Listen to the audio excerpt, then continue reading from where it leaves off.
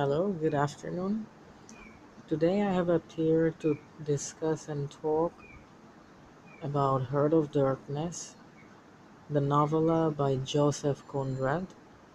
And from one day, Earths and Letters of British Columbia University, the motifs and themes of Joseph Conrad's Heart of Darkness before and after colonialism and colonization and its aftermath.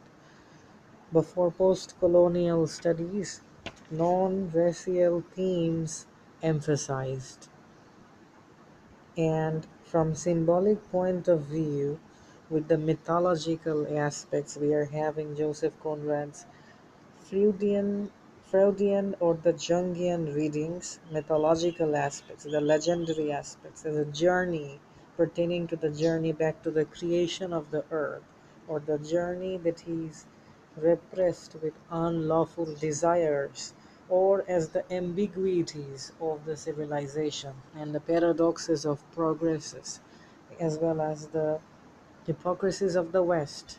We had been acquainted with hypocrisies of the South, particularly in the adventures of Huckleberry Finn, and here we are contrasting and comparing the hypocrisies of the West, the Western civilization, the modern world, which was the starkly the noble cause of imperialism and colonization.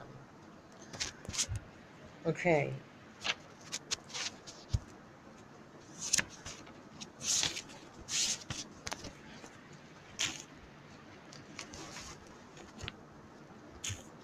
Heart of Darkness from Wikipedia, plot summary, and the background of the novel, especially the motifs and themes, as well as the historical background and context.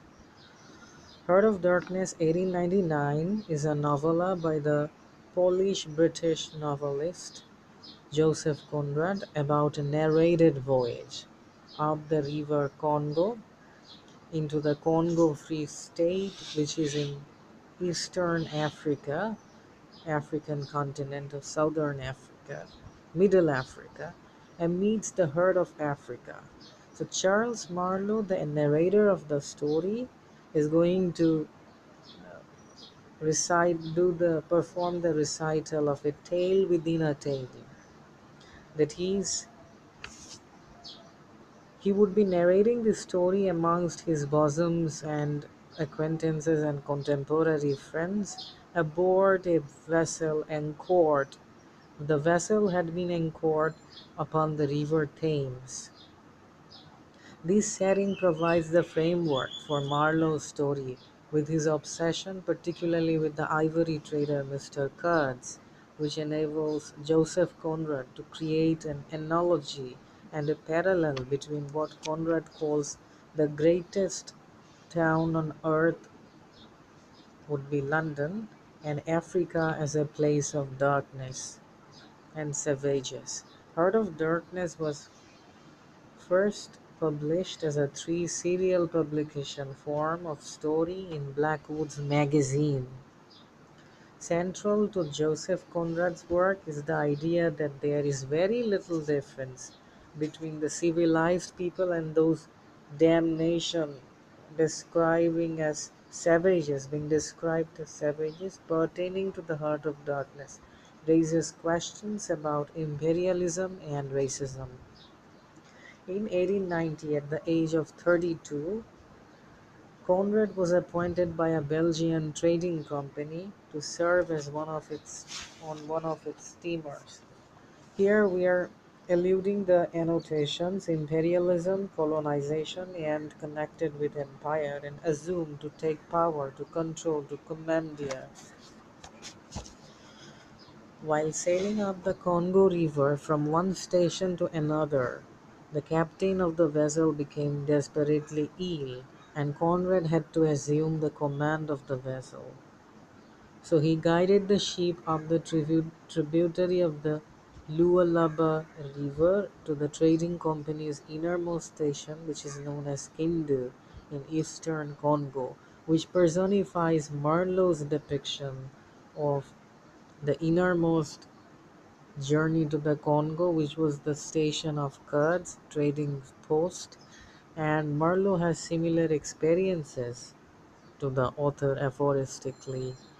And the plot summary: aboard the Nail anchored in the River Thames near Gravesend, Charles Marlowe tells his fellow sailors about the events that had led to his appointment as a captain of a river steamboat for Ivory Trading Company. As a child, Marlowe been fascinated by the blank spaces on the maps, particularly by the biggest, which the time had grown up, which no longer blank but turned into a place of darkness. Page number 10, being the quotations, citation. Yet there remained a big river resembling an immense snake with uncoiled with its head in the sea, its body at rest, curving afar over a vast country, its tail lost in the depths of the land. Page number 10. Pertaining to the allusions of this quotation and citation to page number 10. References to page number 10.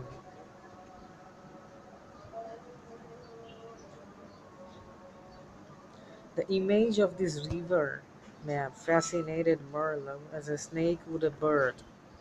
Pertaining to the allusions, the references to the quotation of, and the citation of, and interpretation of, manifestation of,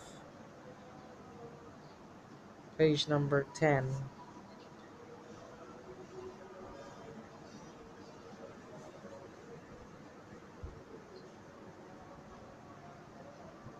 The image of this river on the map fascinated Marlowe as a snake would a bird, that feeling as instead of going to the center of a continent, I was there to set off for the center of the earth. Marlowe takes a passage on a French steamboat to venture towards the African coast, and then into the would be delving into the interior. After more than 30 days of his anchorage of the ship setting off with the government near the very mouth of a very big river, Marlowe, with still some 200 miles to venture, takes passage on a little sea-going steamer captained by a Swede. He departs some 30 miles up the river where his company's station is. Work on the railway has been going on and involving the removal of rocks with explosives. Marlowe enters a narrow ravine to stroll in the shade under the trees and finds himself in the gloomy circle of some inferno. The place is full of diseased Africans who work onto the railroad and now awaits their deaths, their sickened bodies already as thin as air, pertaining to those allusions of pages 24 and 25. We have here allusions in the annotations, meaning references to citation of, quotation of, and intimation of, or even imitation of, comment or remark about, or the intimation, indirect and implicit intimation. Allusion such as an allusion to Shakespeare.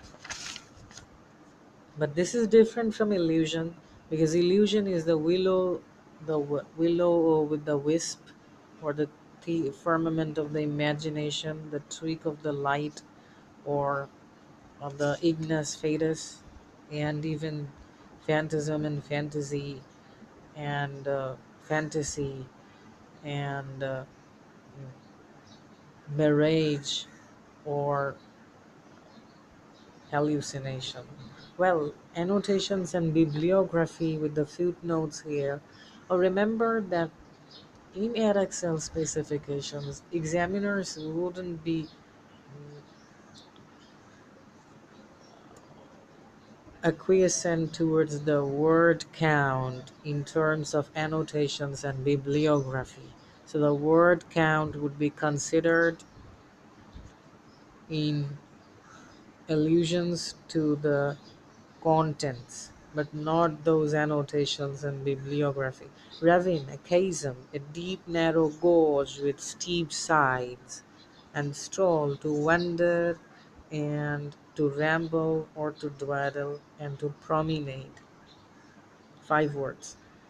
Marlowe has to wait for 10 days in the company's outskirts in the outer station of the trading post, where he sleeps in a hat.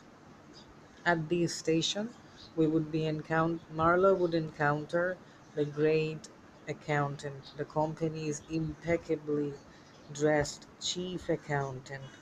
But there would be a scene of devastation and the gleams, who would tell Marlowe, assert him of Mr. Kurtz, who is in charge of a very important trading post and a widely respected first class agent in a very remarkable prison, who sends in as much ivory as all the others put together, pertaining to page number 28 citation.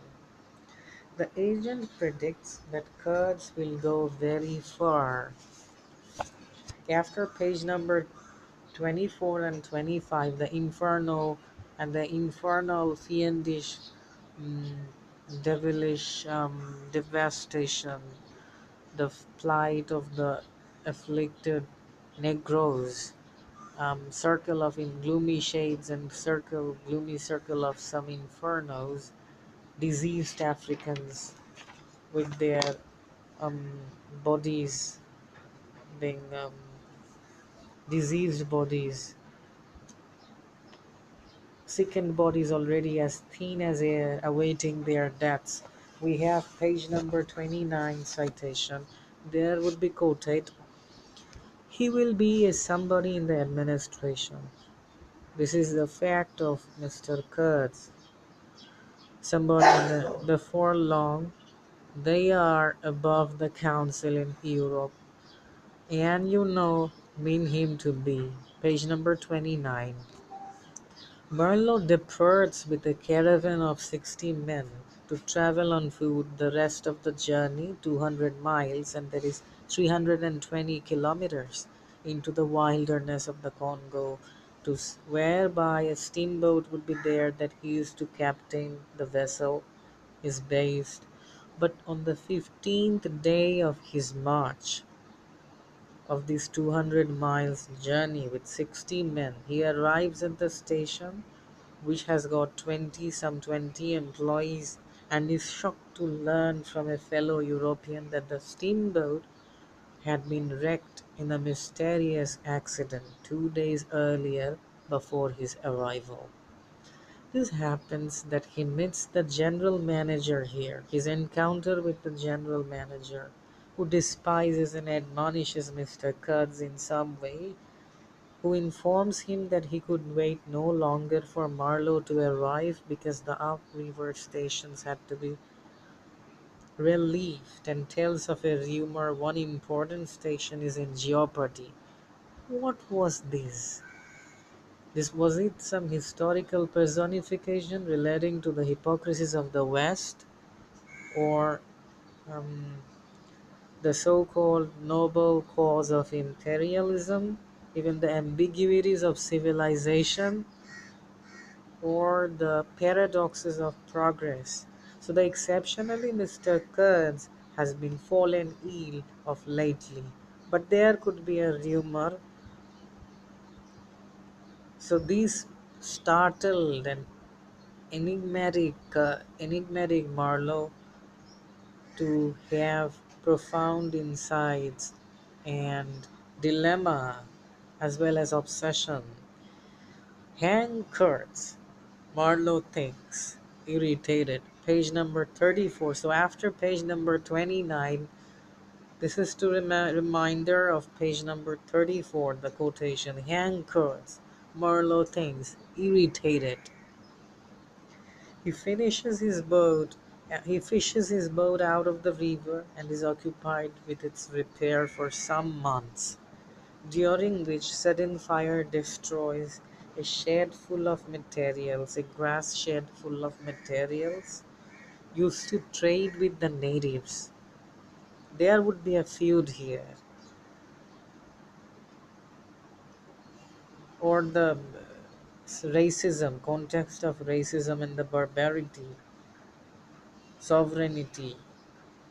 While one of the natives is tortured for being allegedly causing the fire, Marlowe is invited in the room of the station of the bricklayer, and his encounter with that eccentric bricklayer ensues, who spent a year waiting for a material to make bricks.